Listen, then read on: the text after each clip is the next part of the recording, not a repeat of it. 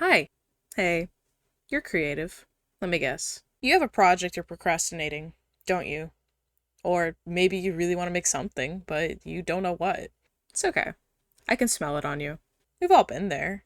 You got all this energy and creative drive, but you still can't bring yourself to make the damn thing. What if it's not perfect? Best advice I've personally heard is just start. I'm sure you've heard it at least once before. I mean, it's true, but it's fake. What do you mean just start? Start where? Start how? Start who? I'm smuppin'.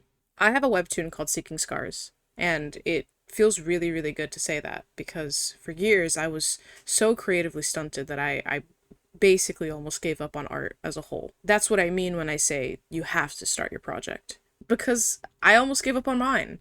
And I wanted to speak from my experience. It's the only thing I really can do. As someone who almost quit because she just couldn't do her shit, I feel like it's worthwhile to listen to if you're stuck and if you need that extra push to just start something.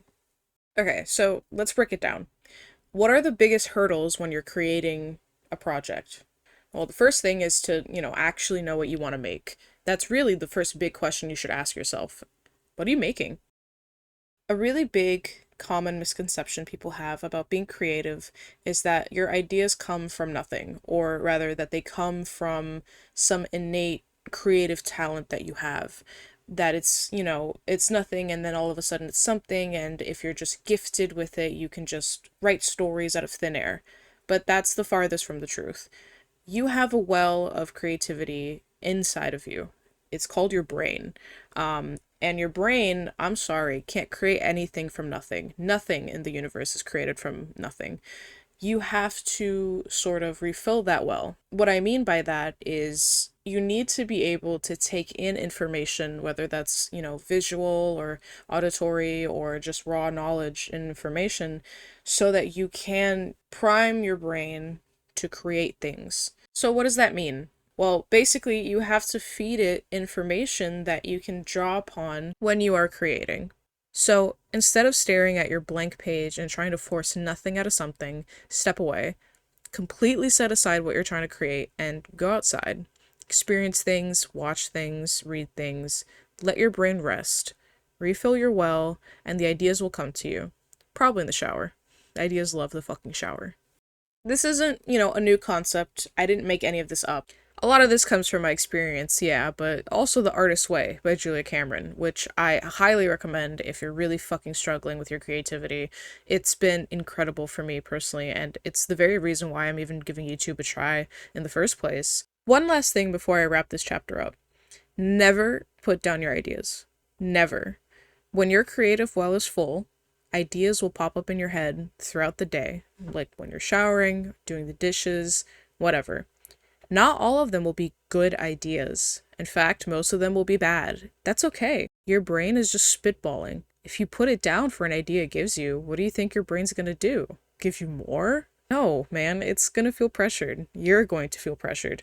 Putting down your own ideas, even before you're able to really refine or pick apart at them, is the easiest way to put yourself back into a creative block. Your ideas might need some refining and some minor work, here and there, but they're never truly so bad that they shouldn't see the light of day. And hey man, if they are, that's okay too. What matters is that your brain is creating. That's really your goal. It's your job to take what your brain creates and refine it into something you would care about. It's not even about making anything good. As long as you like it, you will make something authentic and other people will connect with it too.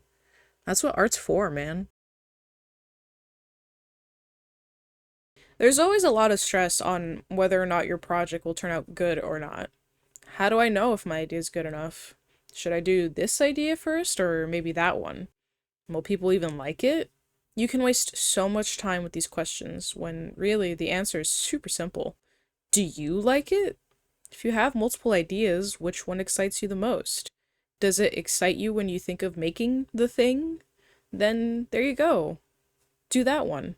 Sorry, it might sound annoyingly simple and maybe a bit dismissive, but it is true. Making something fully focused on your own tastes is the path to making something truly authentic and something good. No matter what you make, not everyone will like it, and chasing after likes or other external validation will only creatively block you again. Doug has some really good advice on this. Like, imagine yourself in a stadium full of clones of you. That's your audience. If you think something would be dope as hell, then fuck, they will too. People with the same taste as you do exist, and when they find your thing, oh man, they're gonna love it just as much as you do. Again, you shouldn't make your project for the validation of other people. You should make it for yourself, exclusively. But it is a good thing to keep in mind. Focus on what you think would be the coolest. Do what feels good to you and only you. You're the one making it after all. The reason you want to do this is pretty simple. If you're not excited about your project, you're not going to be passionate about it. If you're not passionate about it, then you're not going to be able to maintain the consistency needed to actually fucking do it. Unless it's something you can do in an afternoon, you're going to need to dedicate some considerable time to it.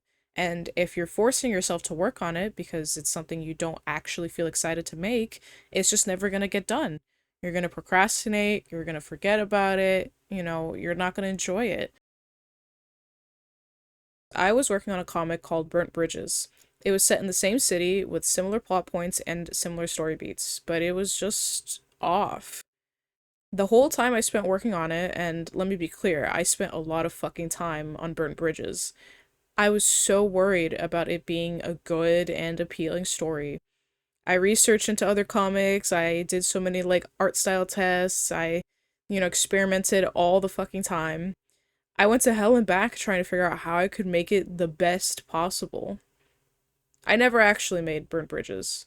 I outlined, I scripted, I wrote a shit ton of fucking lore, and don't even get me started on the concept art. I did so much for it. But then when I actually needed to sit down and start drawing the pages, I was sick of it. I just couldn't do it.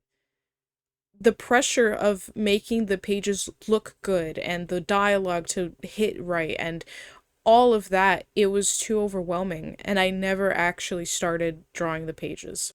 Not only that, but I didn't like it. It wasn't for me.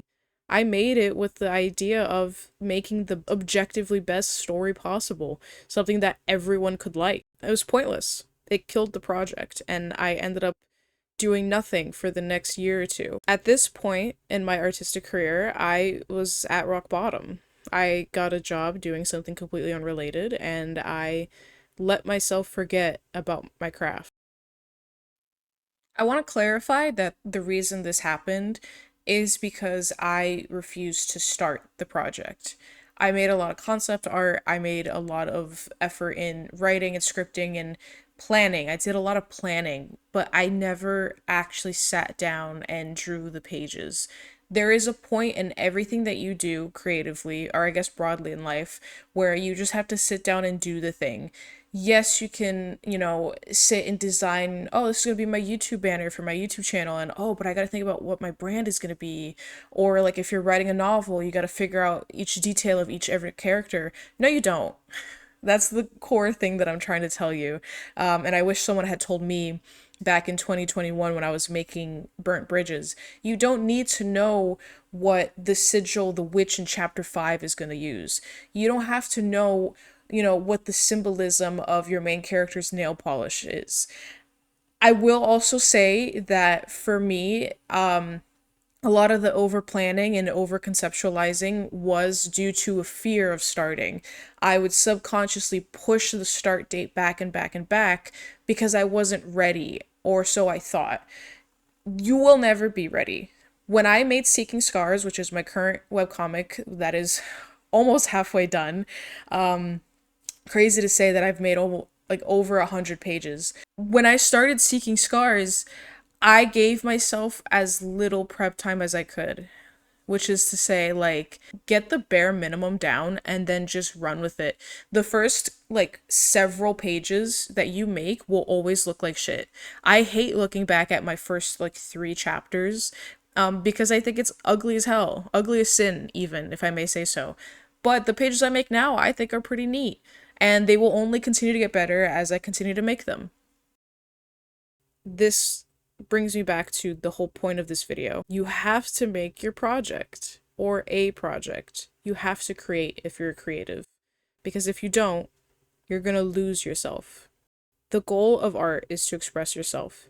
You have a unique perspective on any and everything that you make because your lived experience is unique. There is not a single other person on this earth that has lived the exact same life as you. So, even if you're just starting out, have no experience making anything at all, and you think all your ideas fucking suck, it doesn't matter. No one can tell your stories but you. What you make will be 100% unique to you as long as you listen to your own creativity. Take inspiration where you need to, learn from others who came before, fill up your well with stuff that you like, but make art for you and you alone. I do want to be clear. I'm not saying go with your first idea ever and just run with it. I'm not saying that your epic, super awesome project that you're so excited to make will be good. There's so much value in getting critiques and improving upon what you make. What I'm saying is, don't let that get in your way. I'm saying, make bad art, art that you had fun making.